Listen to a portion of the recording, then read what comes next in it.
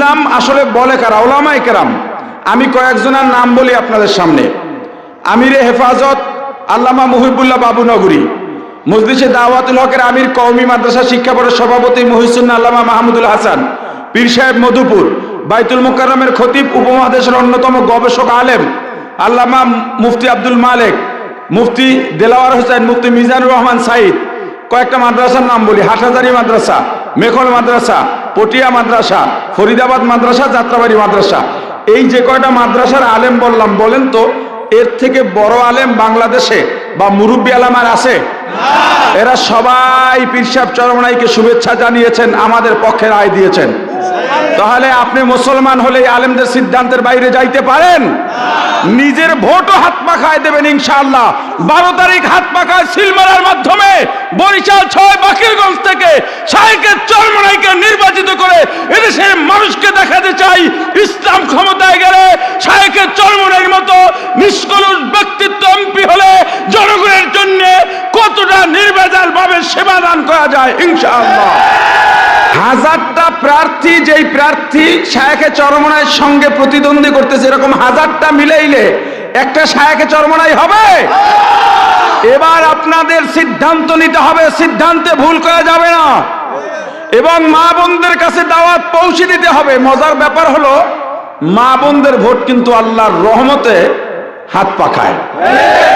এমনও ঘটনা আছে, স্বামী নৌকা দানে শীষে ভোট দিতে চায়, স্ত্রী বলে তুমি নাফরমান হইতে পারো, আমি হুজুরের বাইরে ভোট দিতে পারবো না, একটা ভোট দেবে।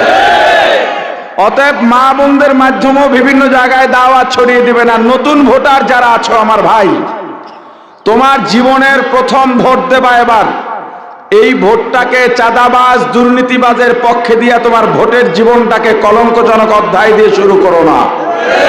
ইসলামের পক্ষে যেন তোমার ভোট হয়। বৃদ্ধ বাবাজি, আমি একটা কথা বলি, যে যেই দলই করেন, এখন তো চাপে পড়েও অনেকে ধানের শীষের মিছিলে বের হয়, উপায় নাই, বলে হুজুর মিছিল দিতে আছি, টেনশন করে না, ভোট আমি দেব।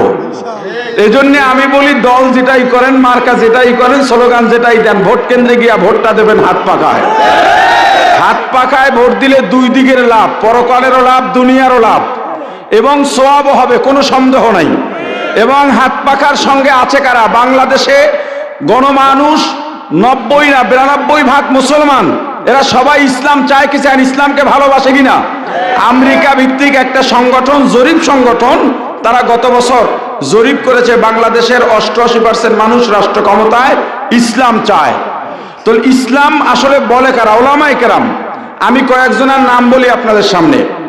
আমিরে হেফাজত আল্লামা মুহিবুল্লাহ বাবুনগরী, মজলিসে দাওয়াতুল হকের আমির, কওমি মাদ্রাসা শিক্ষা বোর্ডের সভাপতি মহিউদ্দিন আল্লামা মাহমুদুল হাসান, পীর সাহেব মধুপুর, বাইতুল মুকাররমের খতিব, উপমহাদেশের অন্যতম গবেষক আলেম আল্লামা মুফতি আব্দুল মালেক, মুফতি দেলাওয়ার হোসেন, মুফতি মিজানুর রহমান সাইদ।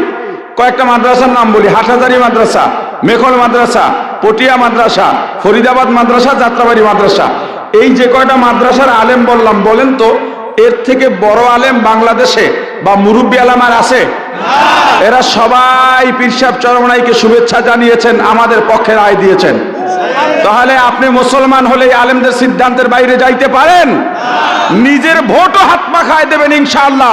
12 তারিখ হাত পাখায় সিল মারার মাধ্যমে বরিশাল 6 বাকিরগঞ্জ থেকে শাইখে চরমনাইকে নির্বাচিত করে এদেশের মানুষকে দেখাতে চাই, ইসলাম ক্ষমতায় গেলে শাইখে চরমনাইয়ের মতো নিষ্কলুষ ব্যক্তিত্ব এমপি হলে জনগণের জন্য কতটা নির্ভেজাল ভাবে সেবা দান করা যায় ইনশাআল্লাহ।